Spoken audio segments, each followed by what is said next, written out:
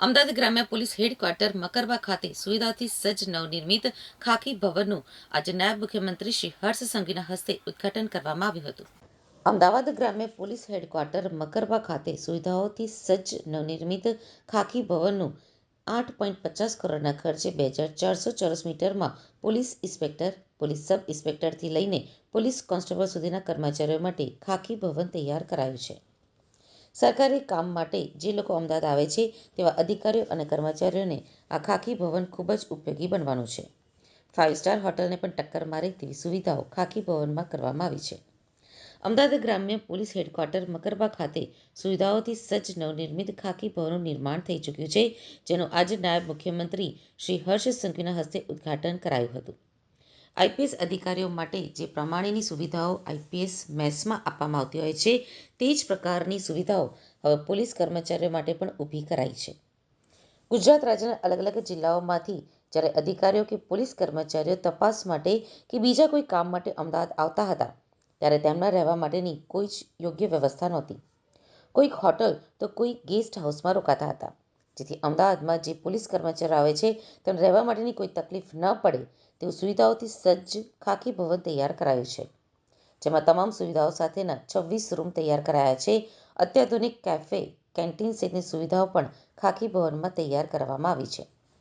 નાયબ મુખ્યમંત્રી શ્રી હર્ષ સંઘવી ખાકી ભવનમાં ઉદ્ઘાટનની સાથે સાથે પ્રોજેક્ટ બ્લુ સર્કિટનું નિદર્શન કર્યું. પ્રોજેક્ટ અભય યાત્રી તથા એડીઆર શિલ્ડ પ્લેટફોર્મ અનાવરણ, તેરા તુજકો અર્પણ કાર્યક્રમ અન્વયે મુદ્દામાલ સોંપણી, વિભાગીય પોલીસ અધિકારી અસલાલી વિભાગના નવીન બિલ્ડિંગનું લોકાર્પણ અને વિરમગામ ટાઉન પોલીસ લાઇનનું પણ ખાતમુહૂર્ત કરશે. एक मुख्य जो प्रोग्राम है वो खाकी भवन जो माननीय डीजी साहब की तरफ से एक इनिशिएटिव है, जिसमें कांस्टेबलरी से लेकर जो है डीवाईएसपी और आईपीएस सुधी तक के जो है लोग वहाँ पे रुक सकते हैं। और इसके अलावा हम यहाँ पे 4-5 प्रोजेक्ट्स है। एक है हमारा ब्लू सर्किट करके एक प्रोजेक्ट है, जिसमें वाटर हार्वेस्टिंग की डिफरेंट टेक्नोलॉजीज यूज करके हमने लगभग 31 लाख लीटर पानी सेव किया है। और ये हेडक्वार्टर जहाँ पे आप खड़े हैं, ये हेडक्वार्टर में लगभग 3-4 महीने 3-3 फुट तक पानी भरा रहता था। तो इस पानी के निकाल के लिए, इस पानी को ना सिर्फ हमने इसका निकाल किया, बाकी इसको रीयूज भी करने के लिए जो हमारे पास इसमें नई टेक्नोलॉजी का यूज किया गया था। इसके अलावा हमारे जिले में 2 स्मार्ट पुलिस स्टेशन बनने जा रहे हैं, एक साणंद जेआईडीसी पुलिस स्टेशन और एक धोलेरा पुलिस स्टेशन। ये दोनों स्मार्ट पुलिस स्टेशन में टोटल डिफरेंट कंपोनेंट्स होंगे।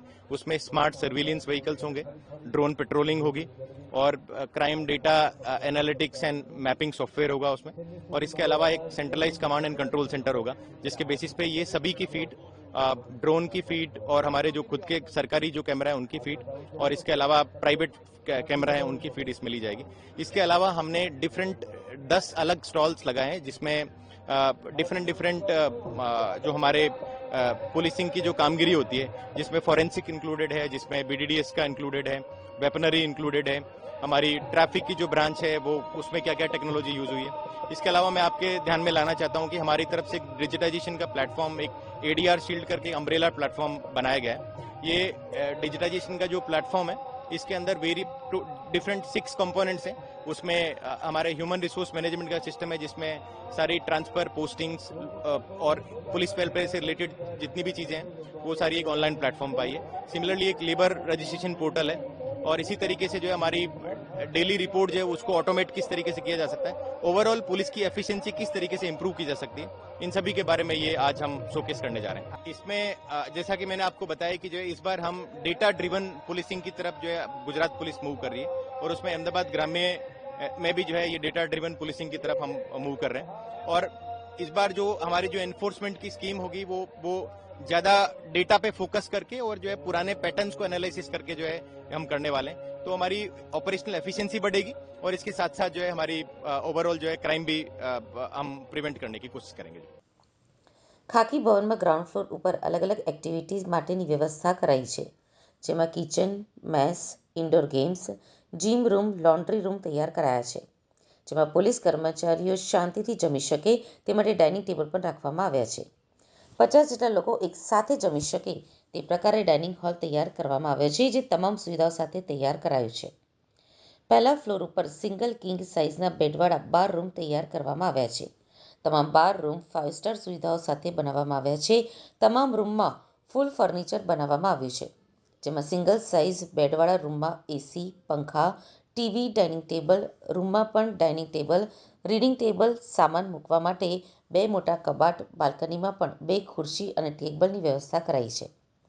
તો બીજા ફ્લોર ઉપર 14 રૂમ બનાવાયા છે, જે 5 સ્ટાર હોટલને પણ ટક્કર મારે તેવા છે. આ તમામ 14 રૂમ ડબલ બેડ સાથે બનાવવામાં આવ્યા છે. ત્રીજા ફ્લોર ઉપર ડોરમેટ્રીના 3 રૂમ બનાવવામાં આવ્યા છે, જ્યાં અલગ અલગ 28 જેટલા સિંગલ સાઇઝના બેડ સાથે રૂમ બનાવવામાં આવ્યા છે, જેમાં અલગ અલગ બેડ સાથે સામાન રાખવા માટે કબાટ પણ બનાવવામાં આવ્યો છે. તેમજ ત્રીજા ફ્લોર સાથે મોટી સાઇઝની બાલ્કની પણ બનાવવામાં આવી છે, ત્યાં પણ પંખાની સુવિધા અપાઈ છે.